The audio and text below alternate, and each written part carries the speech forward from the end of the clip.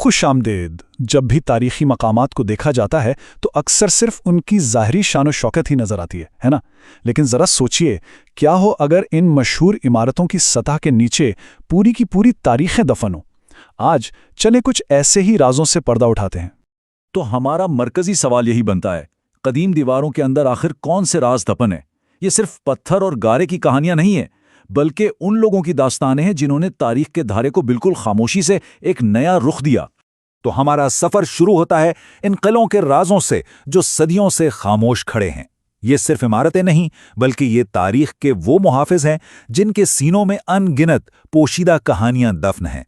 قدیم اسلامی قلعے صرف دفاعی ڈھانچے نہیں تھے، نہیں، بالکل نہیں، یہ زندگی اور طاقت کے پیچیدہ مراکز تھے، تاریخ کے وہ خاموش گواہ جنہوں نے سلطنتوں کو بنتے اور بگڑتے اپنی آنکھوں سے دیکھا۔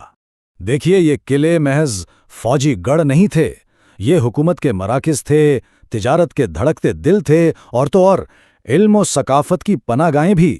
ان کا یہ کثیر الجہتی کردار ہی تو وہ بنیاد ہے جس پر رازوں کی کئی تہیں جمی ہوئی ہیں جو بس دریافت ہونے کا انتظار کر رہی ہیں۔ قلعوں کی ان مضبوط دیواروں کے پیچھے ہمیں تاریخ کے سب سے نازک مگر ٹھوس ثبوت ملتے ہیں۔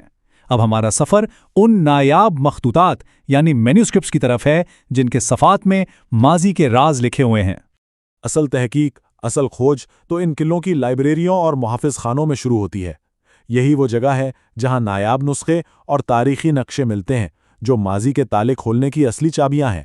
اب ذرا اس پراسرار لائن پر غور کریں جو ایک قدیم مخطوطے سے لی گئی ہے، جہاں دو دریا جدا ہوتے ہیں، سورج کے پتھر کا سایہ راستہ دکھاتا ہے۔ مورخین کو بالکل اسی طرح کی پہیلیوں کا سامنا کرنا پڑتا ہے۔ یہ صرف الفاظ نہیں، یہ ایک کوڈ ہے۔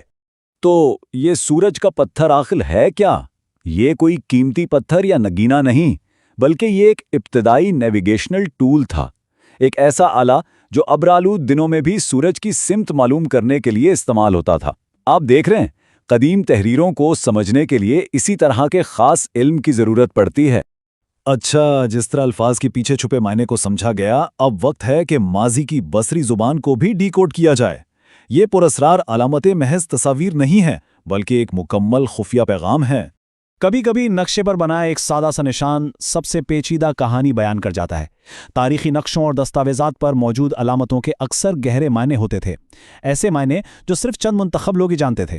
تو یہ علامتیں کیا کہتی ہیں؟ آئیے انہیں ایک ایک کر کے ڈی کوڈ کرتے ہیں۔ نقشے پر دو تکون کا نشان دیکھ رہے ہیں۔ کوئی عام مسافر اسے صرف ایک پہاڑی سلسلہ سمجھے گا، لیکن ایک باخبر تاجر جانتا تھا کہ اس کا مطلب ہے غیر محفوظ راستہ یا ڈاکوؤں کا علاقہ۔ اسی طرح پانی کا قطرہ صرف کنویں کی علامت نہیں، بلکہ محفوظ پینے کے پانی کی ضمانت تھا۔